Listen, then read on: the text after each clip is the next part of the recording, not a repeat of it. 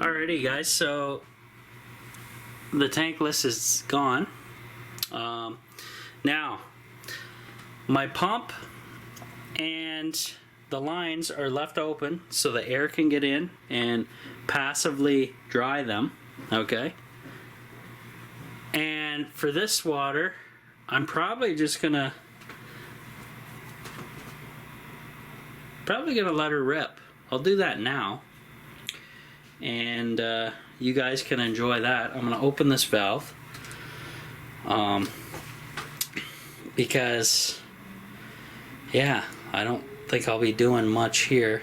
Well, actually no, I'm not gonna drain that because I do plan on staying over in the winter time, the tiny house, so I'm gonna need a little bit of water still, but we'll figure it out, manage it, and go from there, because I definitely am staying over in the winter time because I want to try out my barrel stove, see how it heats the tiny house during the winter.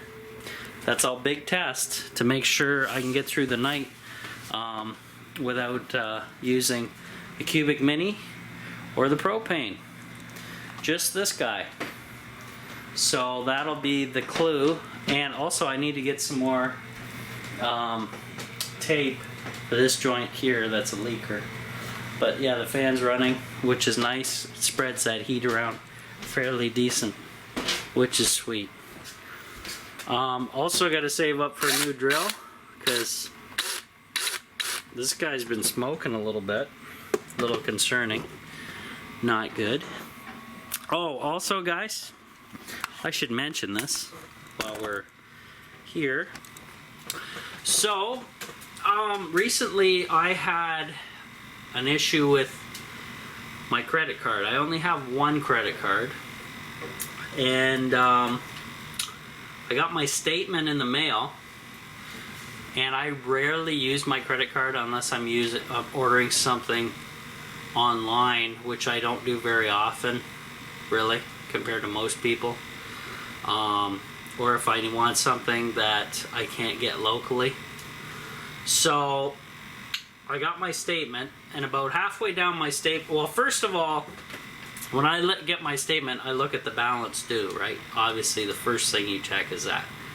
And I saw $1,000 some odd dollars, and I was like, wait a minute, what's going on here? Because I don't use it very often. So I go to my statement. About halfway down my statement, I'm getting fraud charges from Victoria, BC, which is the other side of Canada, Burlington, Ontario, and a bunch of other stuff. So I get on the phone. It was a Friday. Thankfully, they were open. I get on the phone with the credit card company, and it was on hold for an hour or so. And I explained my situation, and they're all working from home because of the COVID still going on.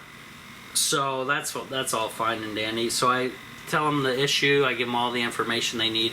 Yeah, they said so they got their fraud department on it. They canceled my card.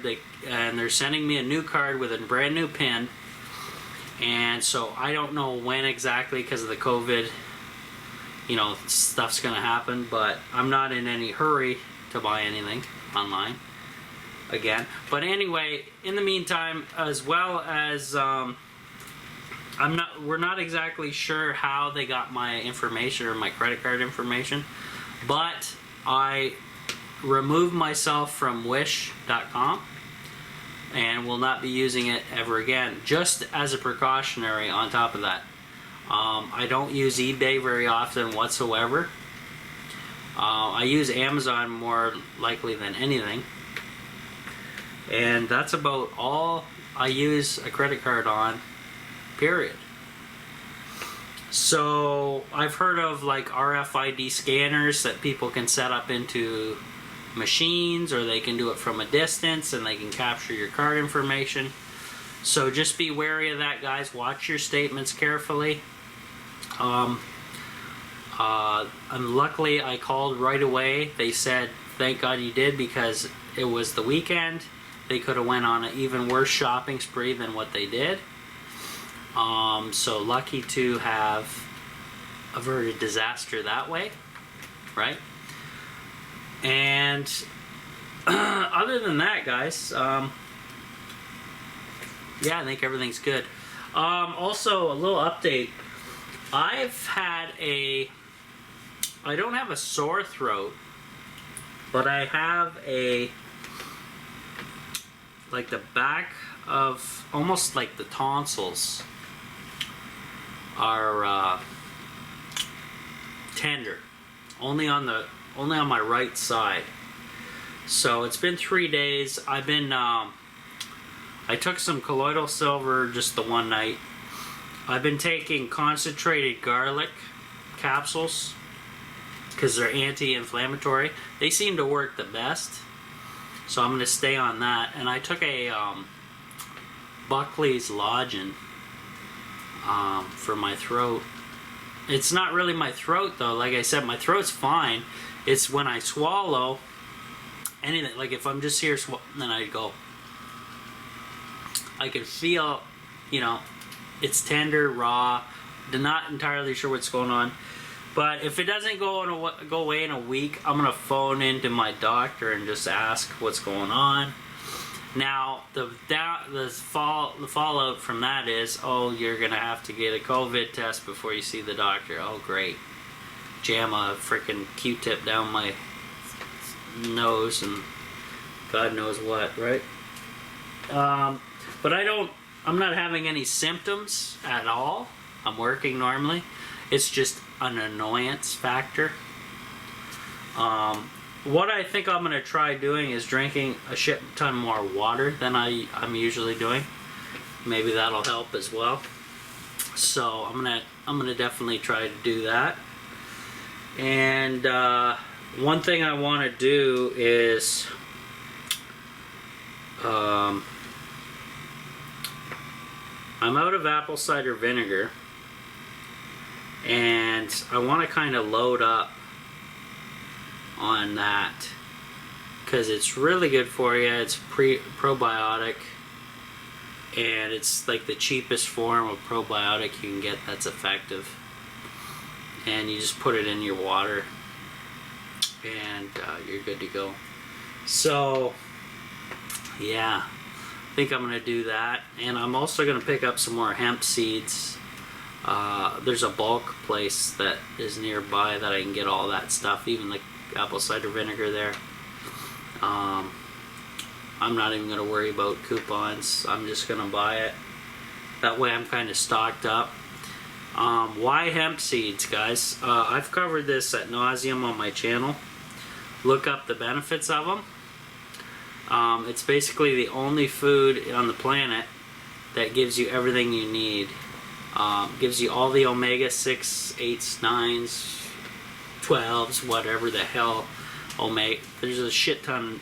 It's basically a complete, what do they call it? A complete protein. So it gives you all the oils and the fats that you need all in one.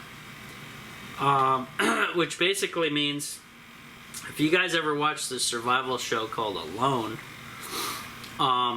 the problem with them is they're hunting and gathering and trying to survive, but they're not getting the omega-3s and the fatty acids that they need, and they only get that from fishing.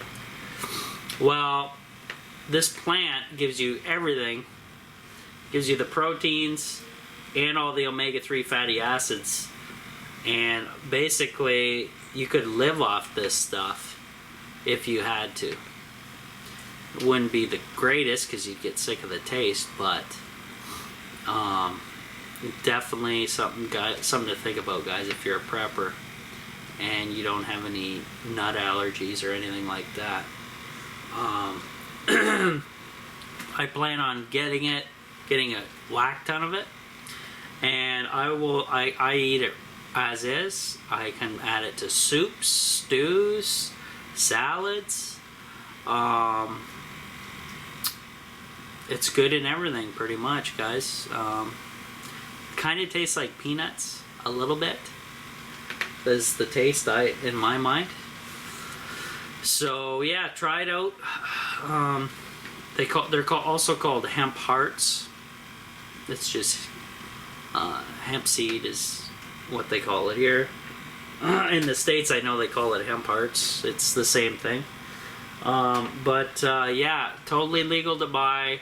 It's a cousin to the marijuana plant, but doesn't. You could eat a million tons of this stuff and you wouldn't get high. Okay. It's just it's like a super food. It's like super because it gives you everything you need. So if you lived off a handful of hemp seeds and a multivitamin a day, you'd be okay, believe it or not. Though you'd get tired of the taste fairly quickly.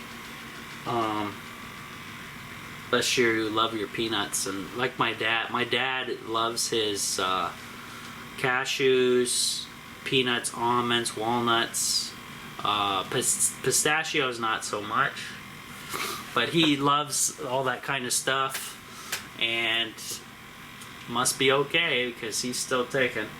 He's doing well, by the way. I gotta shut the door for a second. Hold on. I had it cracked because when I lit the fire, it's a little smoky. He's doing fine, by the way. He just got his newest checkup done by his cancer doctor. Everything is fantastic, she says. And she will be seeing him once a year now. And still, I don't think she believes in the medicine that I made that saved his life. But if she compares what we did to the rest of her patients, maybe she'll clue in a little bit. I would love to show the medical system and the doctors, I would love to make the stuff for them as long as they supply all my materials and pay me a decent wage. A livable wage.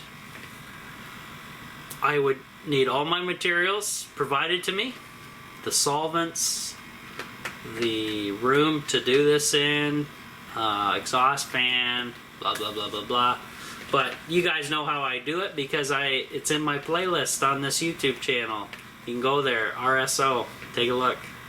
Has every single thing, and I gave all the information out for free because you got to help everybody out.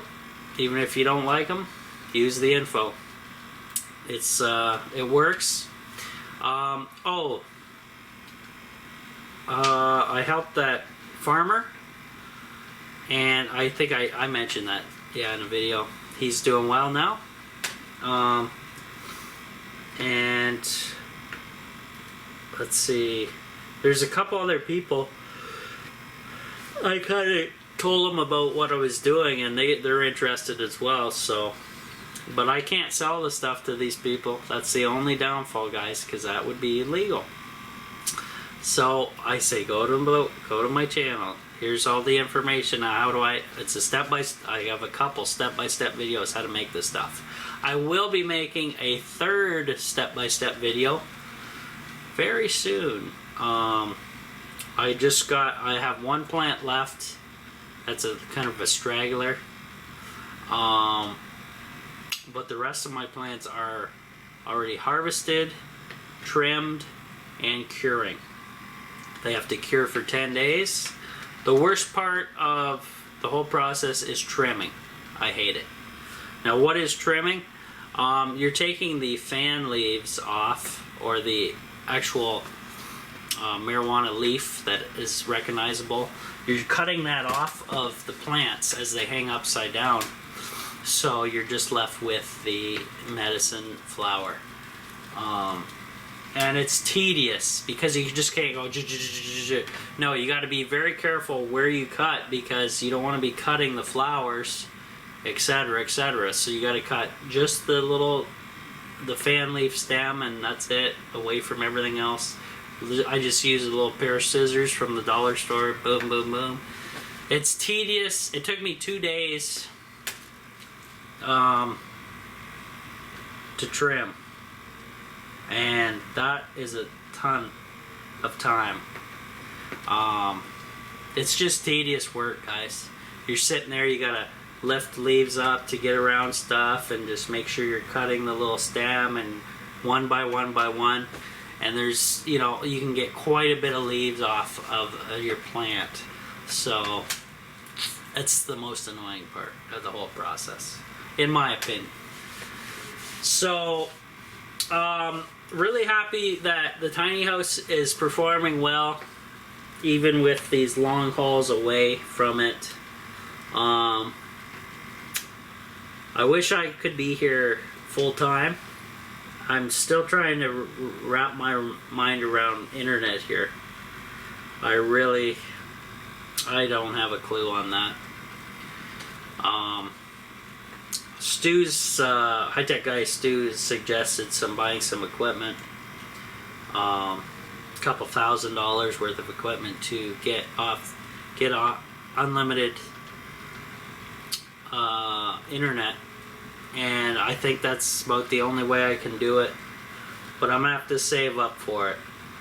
So hence why I haven't been making a lot of Patreon videos, guys, because I've been working steady. So I'm gonna just continue to work, because I do not know what the future lies ahead here, guys. I'm kind of I have a little sigh of relief, because in the back of my head I have the tiny house to go to if a disaster pops up with economy or another lockdown or whatever. At least I have a place that I can go securely, stay nice and toasty warm. I've got the fire crackling over there, and I've gotta love that. I'm loving that new barrel stove. And me and my dad made that barrel stove at the very beginning of the COVID lockdown here in Canada, and man, that is probably one of the sweetest things we built, because it works so well. And man, I shouldn't have bought the Cubic Mini Grizzly stove or even the propane stove. I should have went right to this barrel stove, but you live and you learn, guys. That's the whole point. The old timers who came up with this barrel stove, they knew what the hell they were doing, man, because this is like the cat's meow, and it is fantastic. Totally fantastic.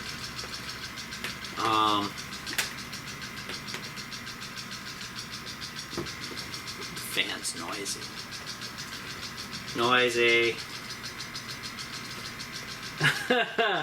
Windy day today. Turbine, it's not a steady wind though, it's kind of gusts. That's why the turbine's sitting at 12 volts, and not really good weather for the wind turbine. Though, winter time, guys, here at the Off-Grid Tiny House, the wind turbine is that's the main driver in the wintertime here in Canada for sure. Now, the nice thing, I kind of figured out a dump load for the wind turbine, which is nice. So I have a female socket, and I have a 75 watt small mod sine wave inverter that I can plug into that. No switches or anything required. And then from there I can put a 120 volt device in that. So if I were to do that and run an extension cord, I have my little lithium charger pack here that will top off my batteries from the wind turbine and do a dump load on the wind turbine that powers my batteries over here, which is kind of sweet if you ask me. And it is the proper you know, it's built in to charge lithium batteries, period. So it has all the safety precautions built into it to be able to do that. So that's kind of sweet if you ask me, because that gives me another backup, and kind of makes my wind turbine a little more useful than what it is. The wind turbine used to run a good portion of the tiny house by itself, but you know, when my batteries and solar crapped out, that was that.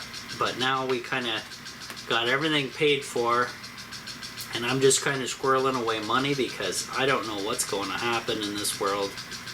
2020 is a mess, and it's still going on and on. But yeah,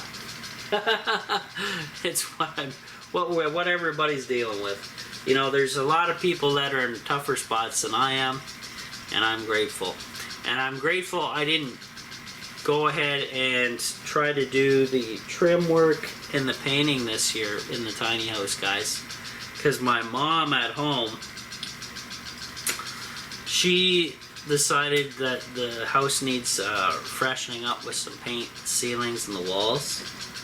And the paint she chose, she got about 2 gallons or 2 gallons worth so far. No, 3 actually. And then after that, it's on a waiting list because people can't even get paint. They can't get lumber. And if you can, you're paying triple the price. Normal, average, everyday building supplies are difficult to get. Okay, guys? If that is not red flags, then I don't know what is, okay? So, I'm not worried about the cosmetics of the tiny house because as long as it's safe, sound, and waterproof, I could care less. I'm not having parties here, right? It's not happening. So just prepare, guys. You guys know I'm into that. These are warning signs that you should be maybe think about, hey, what's going to happen if I can no longer go to a store? These are questions that you need to think about and have an answer for. What can I do if I can no longer order online or go to a store locally? What will you do if you need something? Get your things now and hoard them, because maybe we'll never be able to get stuff like this. It's just one of these things that you got to think about during this COVID nonsense, right? So just keep that in mind, okay? Other than that, that's all I'm gonna talk to you guys about. I'm gonna enjoy the fire. Let's go take a look at it. Noisy damn fan up here. You. It looks like the fan's slowing down, so I might have burned through a lot of crap, or the fire has gone out for some reason. Smoky, smoky. So the fire has gone out for one reason or the other. And I use this little fan because the only downer with this barrel stove, it has a problem pulling air through my little combustion holes without a tiny bit of help. This fan can run for 24 hours on this power pack, no problem. So I'm not too worried, and those power packs are rechargeable. Now, this fan doesn't blow very hard, but just enough to get, you know, air going in there for combustion. I didn't put much lumber in there though. That's the trick. So I just wanted a small little deal to get the dampness out of here. Not that it was entirely too damp, but that's just the way it is. So I think we're good. And oh yeah, you guys see the smoke? What a bastard. I'm not entirely sure what's going on with that, but that's why I want some more tape. See that nonsense? I gotta get some more of this tape. Oh yeah, the pipe's freaking dead cold now. So yeah, the fire's out, and that's all she wrote. So sucks, but that's the way it is. So we'll see you guys on the next one. I don't know. I really apologize to my Patreon members for taking so long in between videos, but I'm also gotten to the point where I have so many videos ahead that I'm trying to wait until we have a decent winter time snow on the ground situation when I can stay overnight here with the barrel stove on and just have a nice stay over and test everything out during winter conditions, because that's what everybody wants to see. I know Graham, one of my Patreon members, wants to see the performance of the solar during the winter, and so do I, because they're brand new. And I want to see the performance of the barrel stove in a deep, cold Canadian winter to see how well that's going to work out for me, okay? So that's why I'm kind of putting stuff off, guys. But obviously my Patreon members have hours and hours and hours and weeks of video from me because they're Patreon members. So if you guys are subscribed to me on YouTube and you can't wait to see my next progression on my next daily video, then you guys really need to think about becoming a Patreon member. It's only $1 a month. If you can't afford that, then yeah. Plus you get all my stuff ad-free way in advance of YouTube, and then you also get credited in all my future videos as long as you stay subscribed. So it's kind of decent. Gives your channel a little exposure as well, which is sweet. And there you go. Now, not a lot of my subscribers are Patreon members. Only the real fans are. I got, you know, people that just kind of show up and, you know, whatever. But I welcome everybody. And I love, you know, I love it. I am not ashamed of my tiny house whatsoever, because it was a project that I didn't know I could build. I've never built one. I didn't know anything about solar or wind, and I met some great people in the process, and I'm still going along doing that, meeting great people and learning and teaching as well. So I make a lot of the mistakes for you guys out there before you even get started. That way you know what to buy, what not to do, what to do, etc., etc. And then you guys can take full advantage of that, which is neat. I think is neat, because you know, not a lot of people out there are like that. Yeah. So hopefully you guys are out there staying safe from the old COVID and all that nonsense, and hopefully you're prepping for the, you know, if this thing ever gets worse than, and the economy goes to the shitter and all that nonsense, you guys got to have stuff ready to grip, like on your property.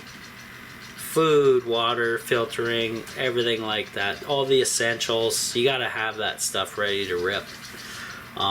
It's just the way it is. So, yeah, I think I'm out of here. We'll see you guys on the next one, whenever that may be. And Patreon members, that is my excuse. It's basically I'm working, and I'm also trying to wait till we get a nice winter situation here where I live, where I can stay over, do a ton of video, see how the solar works during the winter, see how the barrel stove works, blah blah blah blah blah. You guys know that. So hang in there. And the $1 a month, I get about $2.50 a month after Patreon takes their cut. So yeah, I'm really I'm really doing well on there. Not really. So you guys wonder why I have to work, right? Yeah.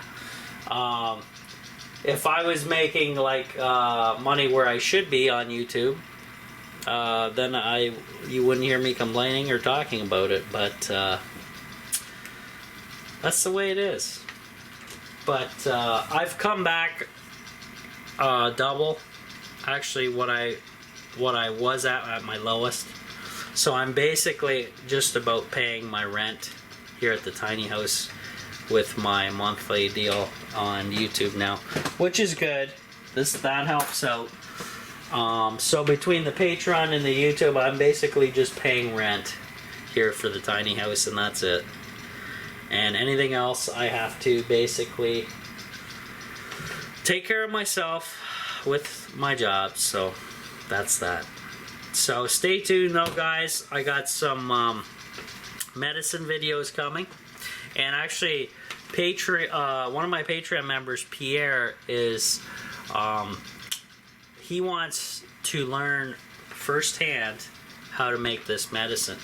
So he reached out to me a while ago, and I kind of told him, yeah, I can show you, no problem. I'll video it and show him. He can ask questions, and we'll video that at the same time and put that up.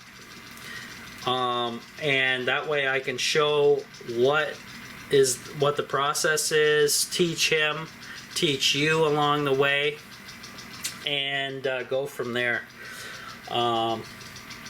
Now I'm probably going to take some RSO for the throat thing, because I don't know what it is exactly. And yeah, any of your guys' suggestions out there would be helpful as well.